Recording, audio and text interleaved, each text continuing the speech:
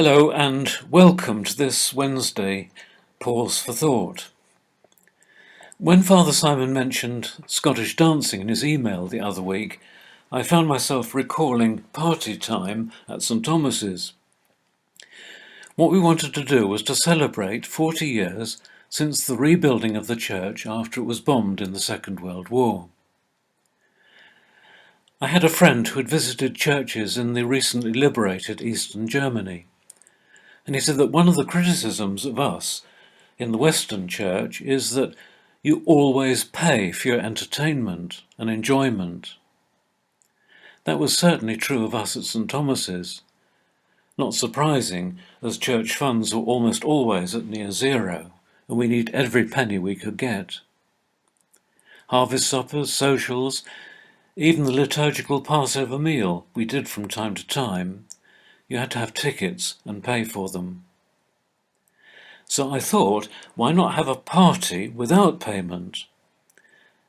Yes, I know everyone else in the world does it, but it was new to us. Bring your own food and drink and share with others if you can, we boldly announced.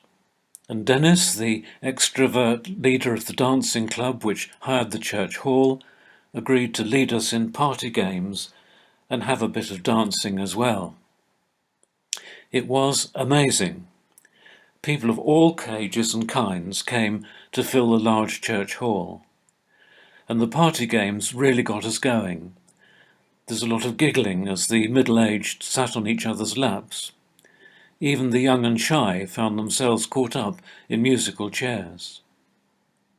And then came the food. Some people had brought hot chicken dinners, heaven knows how. A couple of families combined, and out came a tablecloth, candles, and a bottle of wine. Quite a few brought far too much food. Some brought more beer than they could possibly manage, and some extra wine to share. Gladys, as usual, was in the kitchen making tea. And then the dancing began, and I have a strong picture of Andrew's 80-year-old father leaping around in the middle of a Scottish dance, making a fool of himself and being clapped by young and old alike and enjoying every second of it. And in the middle of all this, I had a thought.